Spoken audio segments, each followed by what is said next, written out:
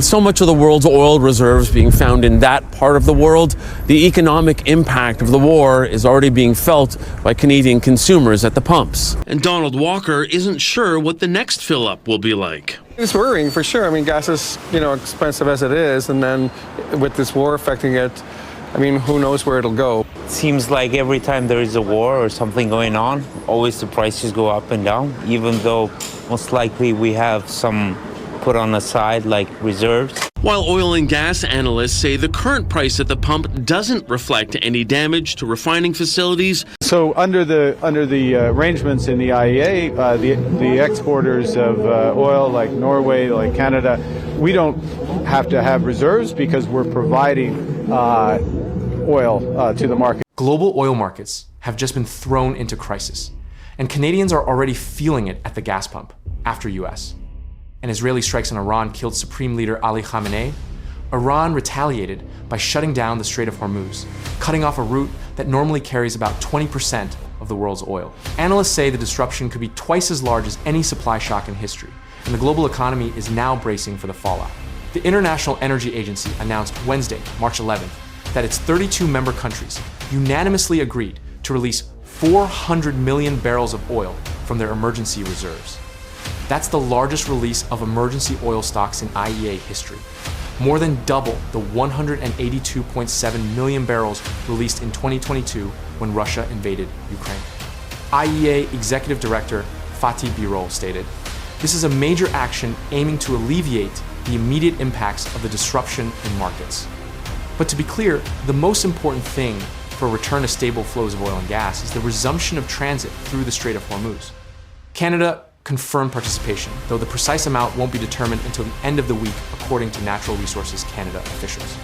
The United States will tap 172 million barrels from its Strategic Petroleum Reserve as part of the IEA effort, US.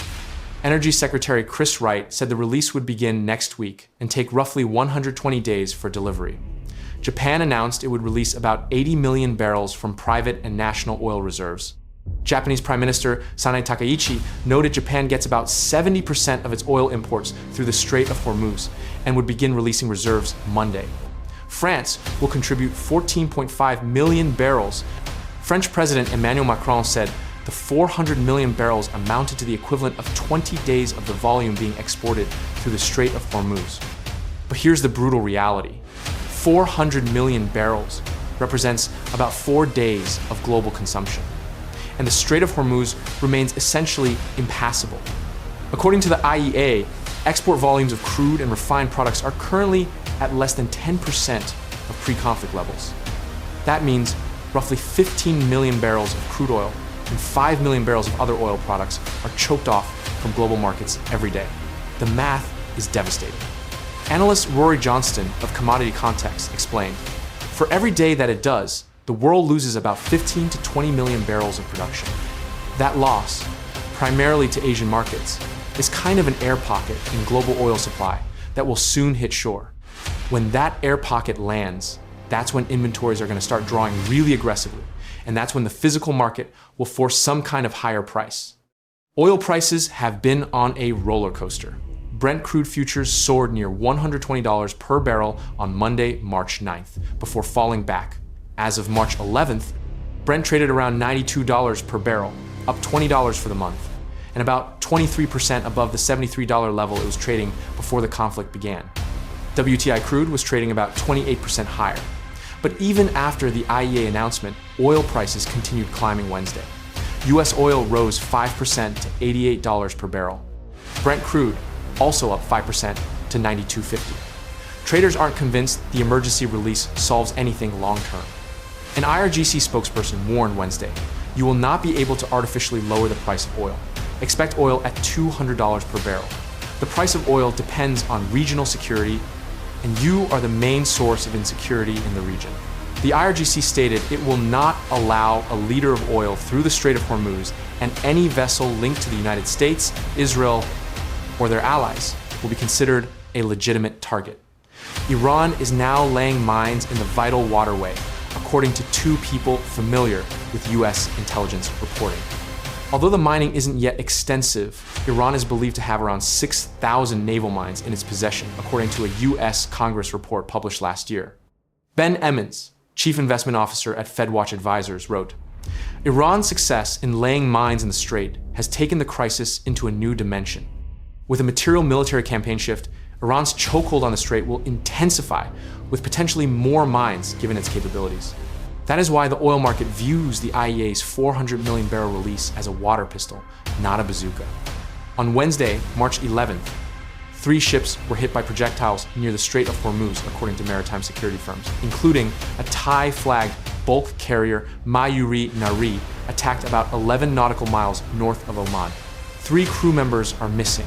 Those were among vessels that apparently took President Trump's advice to show some guts and try running the strait. Despite the risks, Trump encouraged ships to continue transiting. I think they should, Trump said when asked Wednesday whether vessels should pass through. I think you're going to see great safety, and it's going to be very, very quickly. But maritime security expert Christian Buger told Al Jazeera, for the shipping industry right now, it's impossible to go through the Strait of Hormuz. And if there are not stronger signals in the near future that they can at least try to go through the strait, then we are looking at a major shipping crisis, which can last weeks, if not months. The impact on Canada is multifaceted. Gas prices have already risen 58 cents per gallon in the US since the war started late February, according to independent oil analyst Tom Closa, who serves as advisor to Gulf Oil. Industry analysts believe it's heading to $4 per gallon by month end if oil prices stay around the current $90 range for a prolonged period. In Canada, experts warn prices could increase another 10 to 25 cents per liter in coming days. Andre Cyr, associate professor of operations management and supply chain analytics at University of Toronto's Rotman School, stated, everything that we do relies on oil, either as a byproduct or directly as an energy source, for us even to turn our computer on. So all of society is physically connected to oil, to energy. Everything's connected to oil. On Monday, March 9th, Finance Minister François-Philippe Champagne told reporters there would be further consultation before taking action to calm oil market concerns. It's very volatile. What we're all ensuring is that there would be a sufficient stock, obviously, to meet the demand. The crisis also presents contradictory impacts for Canada. Alberta and Saskatchewan governments suggested higher oil prices could help reduce their deficits through increased revenues. Canada is a big contradiction. A lot of paradoxes happening here, because in a way, we get a lot of benefits from the increase in oil, Cyr said. Think about the West Alberta, Saskatchewan. They are benefiting a lot from the increase in oil crude prices, in the contracts, in the revenue that you're getting from taxes. If the Strait of Hormuz blockage, cutting off 20% of global supply, persists, Canada could be seen as a source to help offset that drop.